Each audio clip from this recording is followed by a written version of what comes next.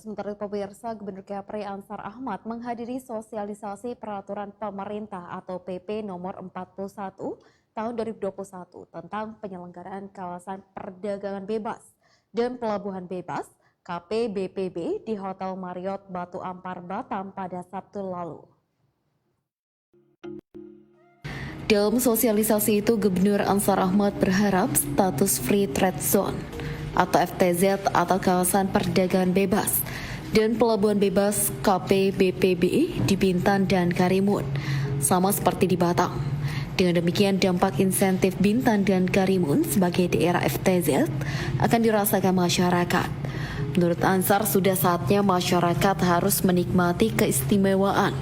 Untuk itulah ia berharap semangat daerah mendapat respon pusat. Jauh lebih penting dari itu agar recovery berjalan. Assalamualaikum warahmatullahi wabarakatuh.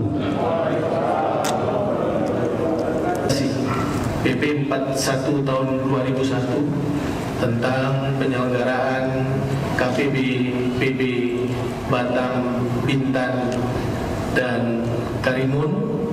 Mudah-mudahan acara ini menjadi starting point baik bagi kita dalam rangka melaksanakan tugas-tugas kita ke depan mengembangkan 3 kawasan di Provinsi Kepulauan Riau ini menjadi kawasan andalan ekonomi kita. Pak Sesmenko, sejak 3 kawasan ini ditetapkan sebagai kawasan perdagangan bebas dan pelabuhan bebas tahun 2007, perjalanannya selama 13 hampir 14 tahun, memang kita rasakan bahwa dari 3 kawasan ini Batam memang memiliki keunggulan yang jauh dibandingkan dengan KPBPB Karimun dan Bintan. Oleh karena itu, akselerasi investasi pun lebih banyak berkembang di Batam.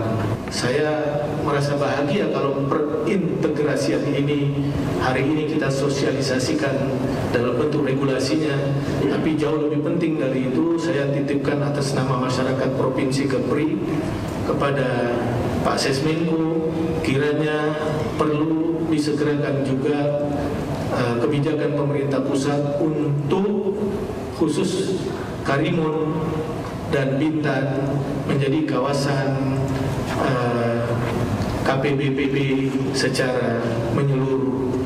Saya akan sungguh-sungguh Pak, bersama kekuatan kita di bawah, mendorong agar 3 kawasan ini ke depan menjadi benar-benar kawasan andalan kita. Maka hari ini, saat ini saya sedang menginventarisir kemungkinan ke depan relaksasi-relaksasi yang bisa kita berikan. Demikian, terima kasih.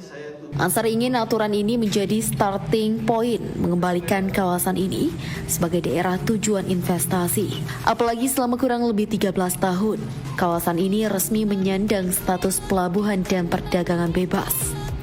Batam jauh lebih unggul dengan 2 kawasan lainnya, yakni Bintan dan Karimun, karena status Batam sebagai KPBPB menyeluruh. Sementara Bintan dan Karimun KPBPB Enclave.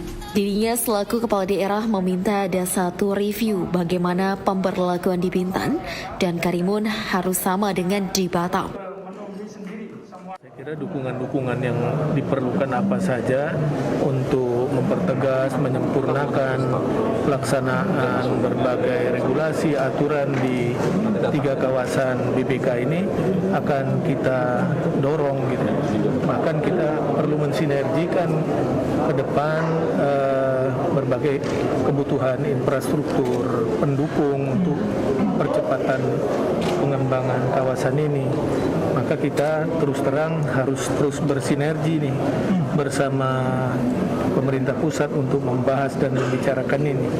Ketika kita sudah melonsing ini, maka itu mesti ada kepastian hukum dan kemudahan serta insentif yang memang sudah dituangkan melalui baik mulai dari Undang-Undang Cipta Kerja kerangka umumnya, kemudian juga peraturan pemerintah, termasuk nanti mungkin aturan-aturan permen segalanya yang mendasari pelaksanaan ini.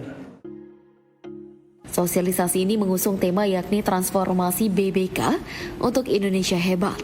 Tampak hadir dalam sosialisasi itu Sekretaris Kemenko Perekonomian RI, Susi Wijino Mogiarso, Deputi Bidang Koordinasi Pengembangan Wilayah dan Tata Ruang Kemenko Perekonomian RI Wahyu Utomo, Staf Ahli Bidang Regulasi Kemenko Perekonomian RI, Ellen Setiadi, Direktur Fasilitas Kepabeanan, Direktorat Jenderal Bea dan Cukai Kementerian Keuangan RI, Untung Basuki, serta Kepala BP Batam, Wali Kota Batam Muhammad Rudi.